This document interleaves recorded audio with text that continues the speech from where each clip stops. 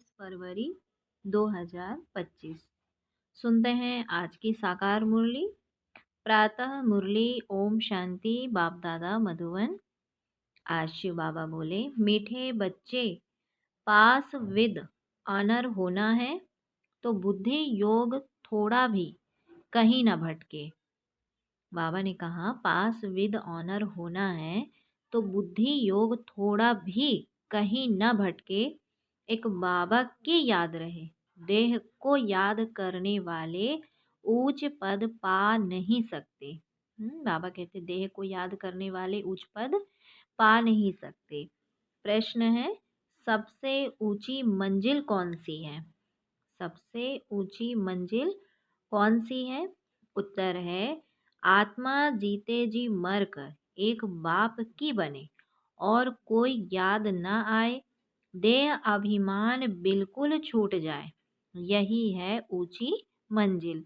निरंतर देही अभिमानी अवस्था बन जाए, यह है बड़ी मंजिल। इसी से कर्मातीत अवस्था को प्राप्त करेंगे। बाबा कहते हैं आत्मा जीते जी मरकर एक बाप की बने और कोई याद ना आए, दे अभिमान बिल्कुल छूट जाए, यही है ऊंची मंजिल। निरंतर देही अभिमानी अवस्था बन जाए, यह है बड़ी मंजिल। इसी से कर्मातीत अवस्था को प्राप्त करेंगे। गीत है, तू प्यार का सागर है। ओम शांति, ओम शांति। अब यह गीत भी रॉन्ग है। प्यार के बदले होना चाहिए ज्ञान का सागर। प्यार का कोई लोटा नहीं होता, लोटा गंगा जल आदि का होता है। बाबा कहते तो यह है भक्ति मार्ग की महिमा। यह है रॉन्ग और वह है राइट। बाप पहले पहले तो ज्ञान का सागर है। बच्चों में थोड़ा भी ज्ञान है तो बहुत ऊंच पद प्राप्त करते हैं। बच्चे जानते हैं कि अब इस समय हम बरोबर चैतन्य देलवाड़ा मंदिर के भांति हैं।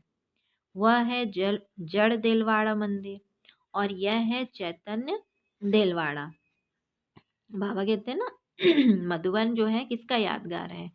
जो भक्ति मार्ग में दिलवाड़ा मंदिर बनाया है जड़, वो बाबा कहते हैं जो अभी चैतन्य में ये है दिलवाड़ा मंदिर, जो भक्ति में दिलवाड़ा मंदिर यादगार में बनाया है। तो यह भी वंडर है ना।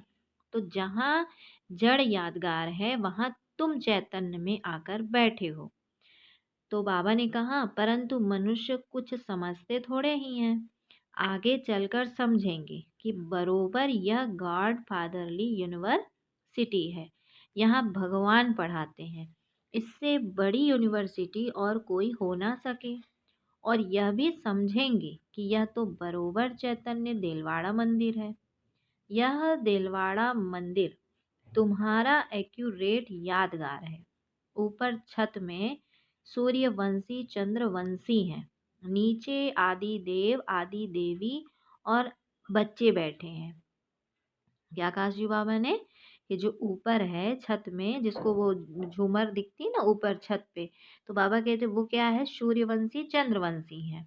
और नीचे क्या है? आदि देव आदि देवी और बच्चे बैठे हैं। इनका नाम है ब्रह्मा। फिर सरस्वती है ब्रह्मा की बेटी। प्रजापिता ब्रह्मा है तो जरूर गोपियां भी होंगे ना।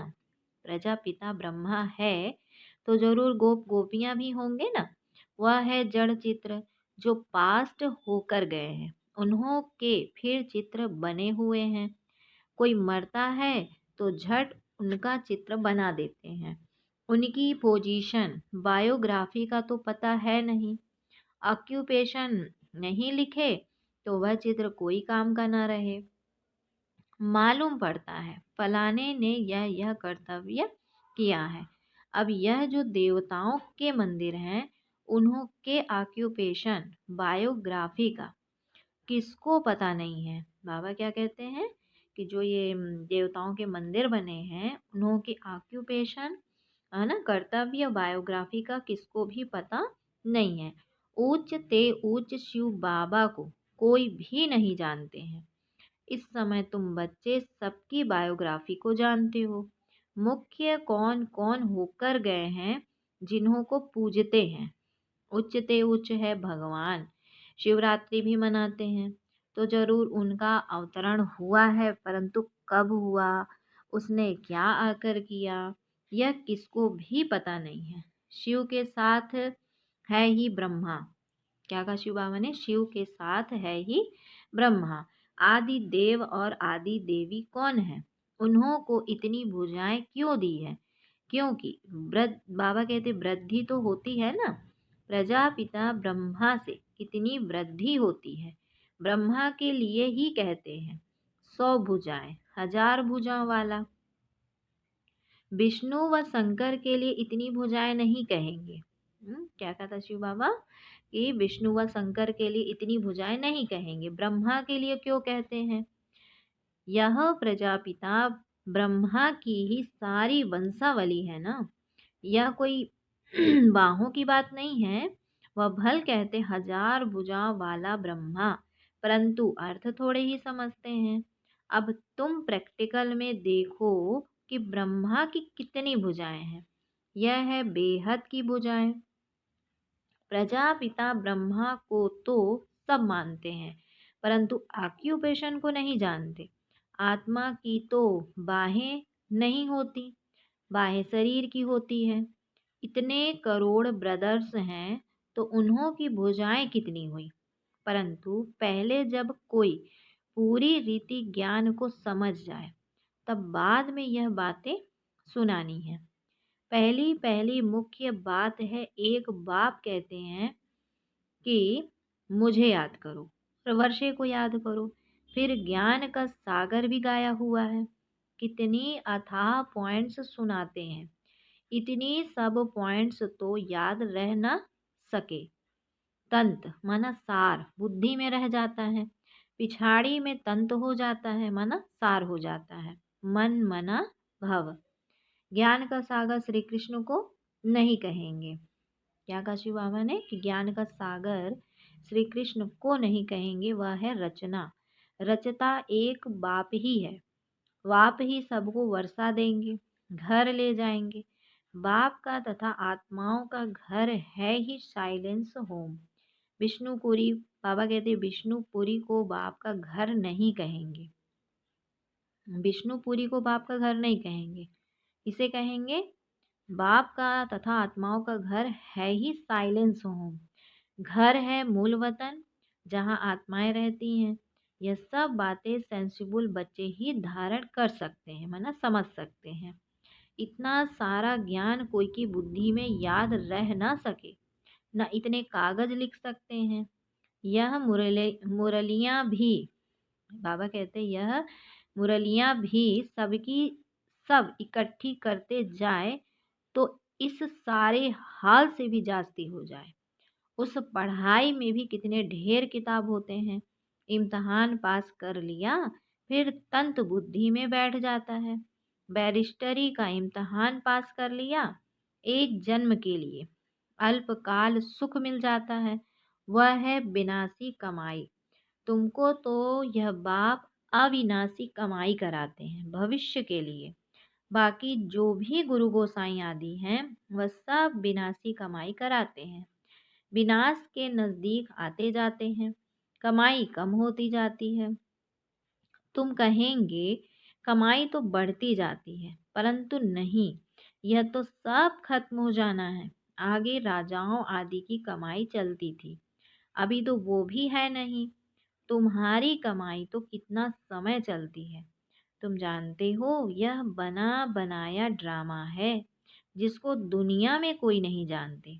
तुम्हारे में भी नंबरवार हैं जिनको धारणा होती है, कई तो बिल्कुल कुछ भी समझ नहीं सकते हैं। कोई कहते हैं हम मित्र संबंधियों आदि को समझाते हैं, वह भी तो अल्पकाल हुआ ना। औरों को प्रदर्शनी आदि क्यों नहीं समझाते? बाबा कहते हैं कि कोई कहते हैं कि हम मित्र संबंधियों आदि को समझाते हैं, वह भी तो अल्पकाल हुआ ना। औरों को प्रदर्शनी आदि क्यों नहीं समझाते? पूरी धारणा नहीं है। अपने को मियाँ मिट्ठू तो नहीं समझना है ना। सर्विस का शौक है, तो जो अच्छी रीति समझाते हैं उनका सुनना चाहिए ना। बाप उच्च पद प्राप्त कराने आए हैं तो पुरुषार्थ करना चाहिए ना। परंतु तकदीर में नहीं है तो श्रीमत भी नहीं मानते, फिर पद भ्रष्ट हो जाता है। ड्रामा प्लान अनुसार राजधानी स्थापन हो रही है, उसमें तो सब प्रकार के चाहिए। बाबा कहते हैं कि राजधानी में तो सब प्रकार के चाहिए ना। बच्चे समझ सकते हैं, कोई अच्छी प्रजा बनने वाले हैं, कोई कम। तो बाप कहते हैं कि हम तुमको राजयोग सिखलाने आया हूँ। दिलवाड़ा मंदिर में राजाओं के चित्र है ना, जो पूज्य बनते हैं वही फिर पुजारी बनते हैं। राजा रानी का मर्तबा तो उच्च है ना। फिर वाम मार्ग में आते हैं तब भी राजा ही अथवा बड़े बड़े साहूकार तो हैं। बाबा कहते हैं तब भी राजा ही अथवा बड़े बड़े साहूकार तो हैं। जगन्नाथ के मंदिर में सबको ताज दिखाया है, प्रजा को तो ताज नहीं होगा। ताज वाले राजाएं भी विकार में दिखाते हैं। सुख संपत्ति तो उन्हों को बहुत होगी, संपत्ति कम जास्ती तो होती है। हीरे के महल और चांदी के महलों में फर्क तो होता है ना। तो बाप बच्चों को कहेंगे अच्छा पुरुषार्थ कर उच्च पद पाओ। राजाओं को सुख जास्ती होता है, वहाँ सब सुखी होते हैं। जैसे यहाँ सबको दुख है, बीमारी आदि तो सबको होती ही है, वहाँ सुख ही सुख है। फिर भी मर्तबे तो नंबरवार हैं। तो बाप सदैव कहते हैं पुरुषार्थ करते रहो, सुस्त मत बनो। पुरुषार्थ से समझा जाता है, ड्रामा अनुसार इनकी सदगति इस प्रकार इतनी ही होती है। तो क्या कहा बाबा ने कि अगर सुस्त बनते हैं तो पुरुषार्थ से समझा जाता है कि ड्रामा अनुसार इनकी सदगति इस प्रकार की इतनी ही है। तो अपनी सदगति के लिए श्रीमत पर चलना है। टीचर की मत पर स्टूडेंट ना चले तो कोई काम के नहीं। नंबरवार पुरुषार्थ अनुसार तो सब है। अगर कोई कहते हैं कि हम यह नहीं कर सकेंगे तो बाकी क्या सीखेंगे। सीख कर होशियार होना चाहिए। जो कोई भी कहे यह समझाते तो बहुत अच्छा है, परंतु आत्मा जीते जी मर कर एक बाप की बने और कोई याद ना आए, दे अभिमान छूट जाए, यह है ऊंची मंजिल। सब कुछ भूलना है। क्या कहते शिव बाबा, सब कुछ भूलना है, पूरी देही अभिमानी अवस्था बन जाए, यह बड़ी मंजिल है। वहाँ आत्माएं हैं ही अशरीरी, फिर यहाँ आकर देह धारण करती है। बाबा ने कहा फिर यहाँ आकर देह धारण करती हैं। अब फिर यहाँ इस देह में होते हुए अपने को अशरीरी समझना है। यह मेहनत बड़ी भारी है। क्या पुरुषार्थ करना है कि यहाँ इस देह में होते हुए अपने को अशरीरी समझना है। यह मेहनत बड़ी भारी है। अपने को आत्मा समझ कर्मातीत अवस्था में रहना है। सर्प को भी अक्ल है ना, पुरानी खाल छोड़ देते हैं। तो तुमको दे अभिमान से कितना निकलना है। मूल वतन में तो तुम हो ही देही अभिमानी। यहाँ देह में होते अपने को आत्मा समझना है। देह अभिमान टूट जाना चाहिए। कितना भारी इम्तिहान है, भगवान को खुद आकर पढ़ना पड़ता है। ऐसा और कोई कह ना सके कि देह के सब संबंध छोड़ मेरा बनो, अपने को निराकार आत्मा समझो, कोई भी चीज का भान न रहे। माया एक दो की देह में बहुत फंसाती है। इसीलिए बाबा कहते हैं इस साकार को भी याद नहीं करना है, माना देह को याद नहीं करना है। बाबा कहते तुमको भी अपनी देह को भी भूलना है, एक बाबा को याद करना है ना। इसमें बहुत मेहनत है। माया अच्छे अच्छे बच्चों को भी नाम रूप में लटका देती है। यह आदत बड़ी खराब है। शरीर को याद करना यह तो भूतों की याद हो गई। हम कहते हैं कि एक शिव बाबा को याद करो, तुम फिर 5 भूतों को याद करते रहते हो। देह से बिल्कुल लगाव नहीं होना चाहिए।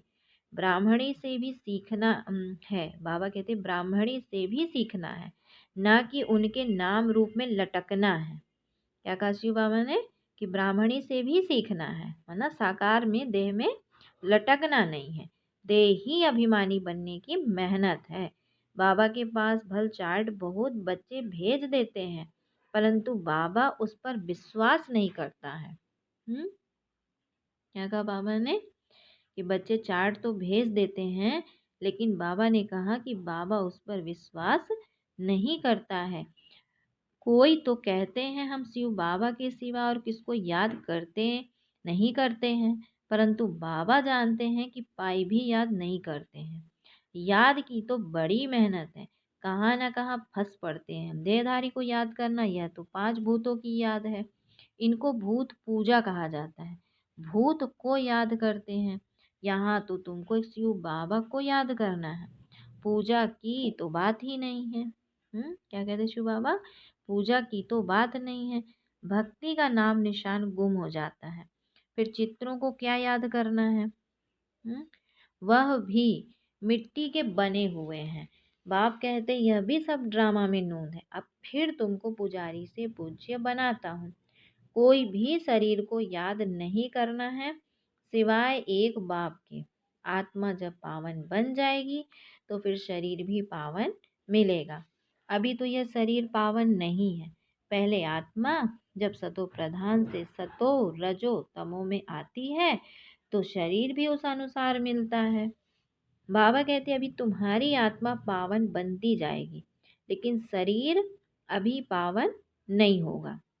आत्मा पावन बनती जाएगी, लेकिन बाबा ने क्या कहा कि शरीर अभी पावन नहीं होगा। तो यह समझने की बातें हैं। यह पॉइंट्स भी उनकी बुद्धि में बैठेगी जो अच्छी रीति समझकर समझाते रहते हैं। सतो प्रधान आत्मा को बनना है। बाबा को याद करने की ही बड़ी मेहनत है। कईयों को तो जरा भी याद नहीं रहती है। पास विद ऑनर बनने के लिए बुद्धि योग थोड़ा भी कहीं ना भटके। एक बाप की ही याद रहे, परंतु बच्चों का बुद्धि योग भटकता रहता है। जितना बहुतों को आप समान बनाएंगे उतना ही पद मिलेगा। देह को याद करने वाले कभी उच्च पद पा ना सके। यहाँ तो पास विद ऑनर होना है। मेहनत बिगर यह पद कैसे मिलेगा? देह को याद करने वाले कोई पुरुषार्थ नहीं कर सकते। क्या कहा शिव बाबा ने कि देह को याद करने वाले कोई पुरुषार्थ नहीं कर सकते। बाप कहते हैं पुरुषार्थ करने वाले को फॉलो करो। यह भी पुरुषार्थ ही है ना। पुरुषार्थ करने वाले को फॉलो करो, यह भी पुरुषार्थ ही है ना। यह बड़ा विचित्र ज्ञान है। दुनिया में किसको भी पता नहीं है, किसकी भी बुद्धि में नहीं बैठेगा कि आत्मा की चेंज कैसे होती है। ये सारी गुप्त मेहनत है। बाबा भी गुप्त है। तुम राजाई कैसे प्राप्त करते हो? लड़ाई झगड़ा कुछ भी नहीं है। ज्ञान और योग की ही बात है। हम कोई से लड़ते नहीं हैं। यह तो आत्मा को पवित्र बनाने के लिए मेहनत करनी है। आत्मा जैसे जैसे पतित बनती जाती है तो शरीर भी पतित लेती है। फिर आत्मा को पावन बनकर जाना है। बहुत मेहनत है। बाबा समझ सकते हैं कि कौन कौन पुरुषार्थ करते हैं। यह है शिव बाबा का भंडारा। शिव बाबा के भंडारे से तुम सर्विस करते हो। सर्विस नहीं करेंगे तो पाई पैसे का पद जाकर पाएंगे। बाप के पास सर्विस के लिए आए और सर्विस नहीं की तो क्या पद मिलेगा? तो बाबा ने कहा यह राजधानी स्थापन हो रही है, इसमें नौकर चाकर आदि सब बनेंगे ना। तो अभी तुम रावण पर जीत पाते हो, बाकी और कोई लड़ाई नहीं है। यह समझाया जाता है कितनी गुप्त बात है।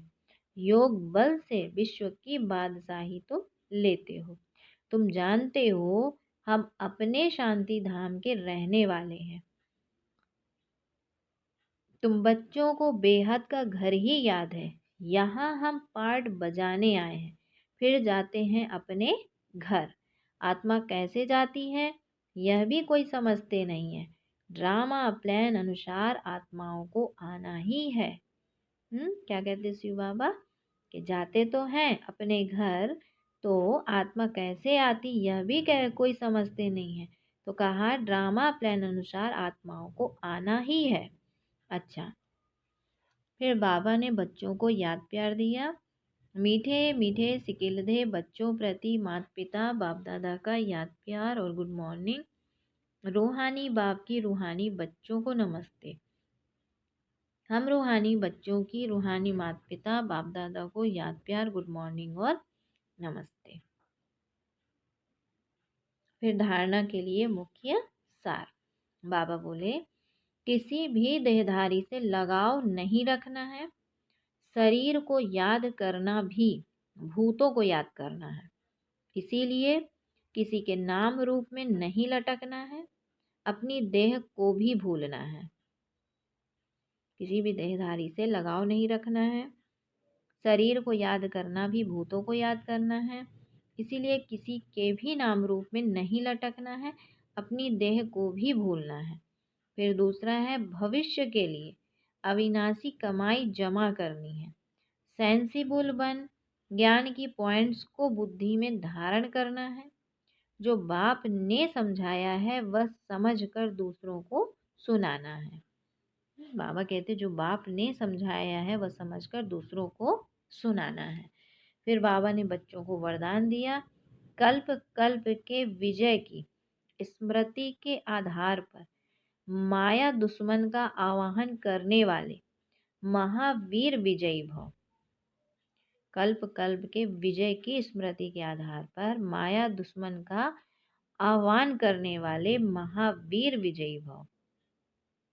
महावीर विजयी बच्चे पेपर को देखकर घबराते नहीं, क्योंकि त्रिकालदर्शी होने के कारण जानते हैं कि हम कल्प कल्प के विजयी हैं। महावीर कभी ऐसा नहीं कह सकते कि बाबा हमारे पास माया को ना भेजो, कृपा करो, आशीर्वाद करो, शक्ति दो, क्या करूं, कोई रास्ता दो। यह भी कमजोरी है। महावीर तो दुश्मन का आवाहन करते हैं कि आओ और हम विजयी बने। फिर स्लोगन दिया आज बाबा ने, समय की सूचना है समान बनो संपन्न बनो।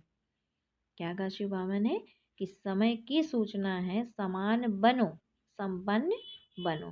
फिर आज के अव्यक्त इशारे बाबा ने कहा कि कोई भी सिद्धि के लिए एक तो एकांत, दूसरी एकाग्रता, दोनों की विधि द्वारा सिद्धि को पाते हैं। जैसे आपके यादगार चित्रों द्वारा सिद्धि प्राप्त करने वालों की विशेष दो बातों की विधि अपनाते हैं, एकांतवासी और एकाग्रता। यही विधि आप भी साकार में अपनाओ। एकाग्रता कम होने के कारण ही दृढ़ निश्चय की कमी होती है। एकांतवासी कम होने के कारण ही साधारण संकल्प बीज को कमजोर बना देते हैं। इसीलिए इस विधि द्वारा सिद्धि स्वरूप बनो। कौन सी विधि? एकांतवासी और एकाग्रता। तो दोनों की विधि द्वारा ही सिद्धि को प्राप्त करते हैं। अच्छा, ओम शांति, ओम शांति।